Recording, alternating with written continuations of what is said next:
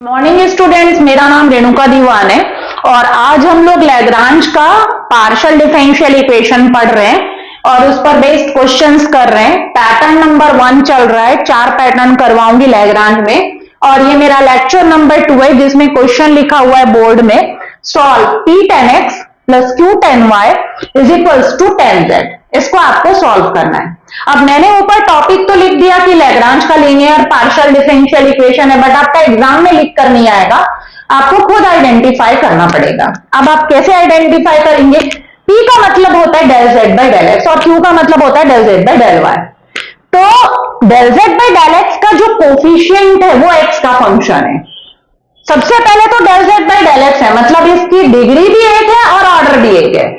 तो मैंने आपको लैग्रांजेस लीनियर में पढ़ाया है कि a linear partial differential equation, मतलब उस पार्शियल डिफरेंशियल इक्वेशन को लीनियर होना चाहिए, मतलब उसकी डिग्री 1 होनी चाहिए और उसका ऑर्डर भी कितना होना चाहिए? 1।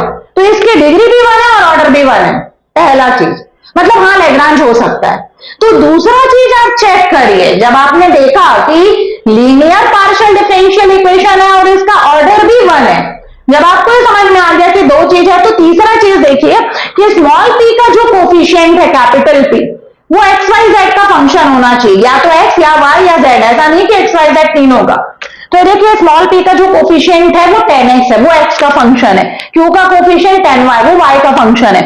और जो r है राइट साइड में जो होता है उसे हम r कहते हैं, वो भी किसका फंक्शन है? z का फंक्शन है। मतलब हाँ, ये लैग्रांज का लीनियर पार्शियल डिफरेंशियल इक्वेशन है। आप आइडेंटिफाई कर लिए। अब आइडेंटिफाई करने के बाद उसका जो वर्किंग प्रोसेस है वो आप फॉलो करेंगे। जब कभी भी लैग्रांज का लीनियर पीडीई सॉल्व करो आएगा तो जो गिवन है उसको आप 1 नंबर डालेंगे और 1 नंबर डालने के बाद इसको कंपेयर करेंगे किससे? लैग्रांज के लीनियर पीडीई से। तो comparing 1 by small p into capital P plus small q into capital Q is equals to capital R। इससे कंपेयर करके कैपिटल P Q R निकालिए। तो कैपिटल P कौन आएगा? स्मॉल p का कोफिशिएंट जो है tan x। कैपिटल Q कौन आएगा? स्मॉल q का जो कोफिशिएंट है वो है tan y। और कैपिटल R कौन आएगा? जो राइट साइड में है, that is tan z। Capital P Q R निकालने के बाद आप लैग्रांज का ऑक्सिलियरी इक्वेशन लिखेंगे। ये आपका अगला स्टेप। पहले स्टेप में कैपिटल P Q R निकालना है कंपेयर करके। दूसरे स्टेप में लैग्रांजेस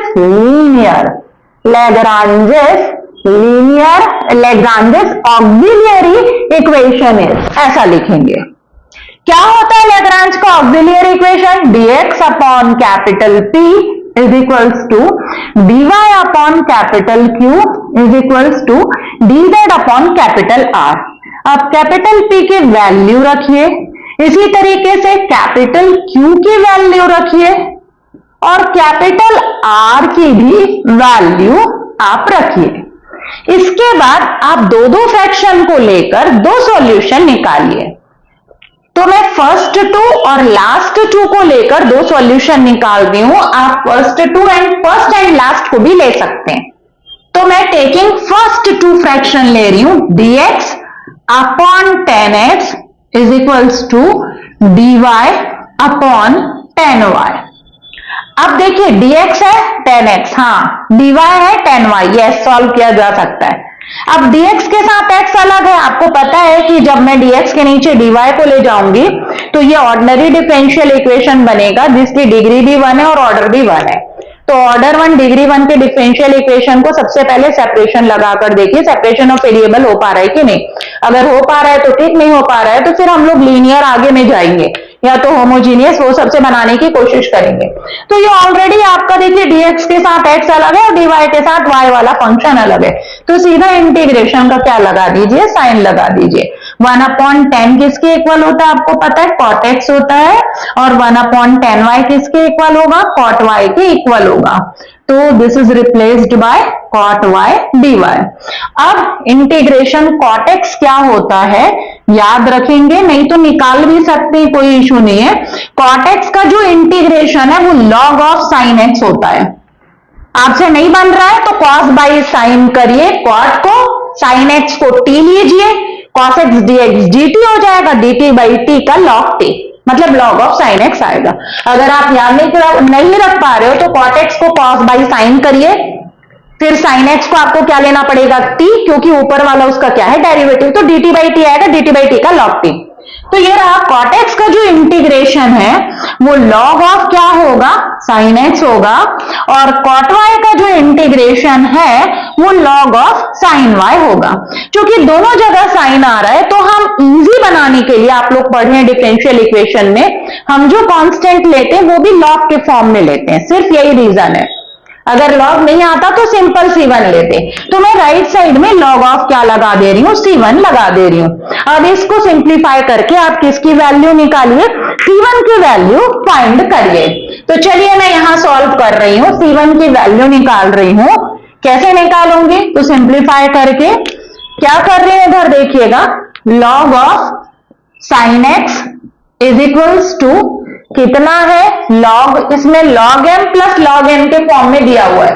आपको पता है log m plus log n log mn होता है, तो log m मतलब c1 और इंटू साइन y, ऐसा हो जाएगा log m into n। Then c1 is equals to log log हटा दीजिए, log log हटेगा तो कितना आएगा, c1 साइन y और is equals to sine x। Then c1 is equals to कितना आएगा, sine x upon sine y।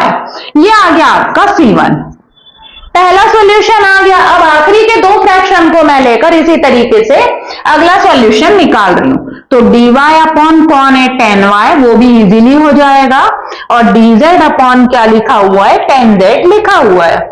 Integration integration 1 upon 10 को आप क्या लिखेंगे, cot लिखेंगे, तो आपका क्या हो जाएगा, ये जो इंटीग्रेशन है का फंक्शन जो है वो cot y dy में कन्वर्ट हो जाएगा।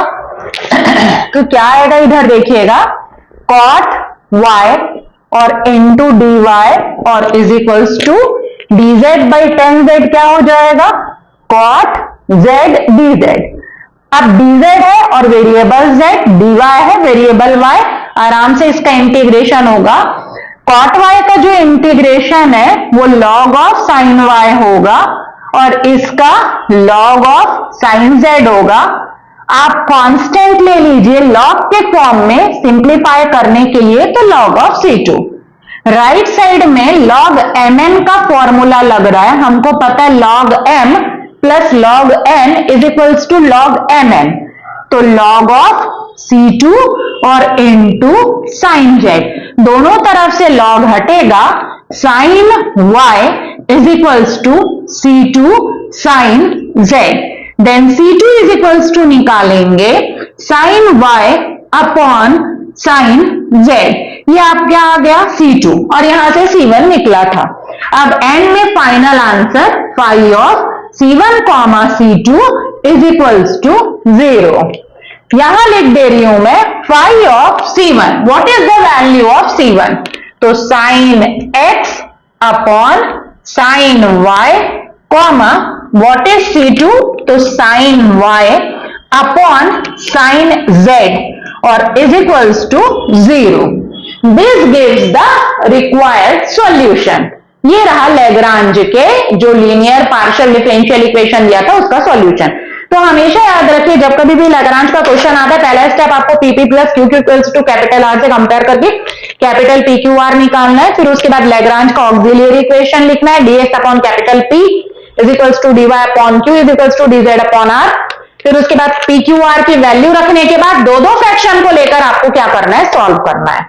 और इजीली अगर आंसर आ जा रहा है तो एक से c1 निकलेगा और एक से c2, then pi of c1 c2 is equals to 0। So thank you students.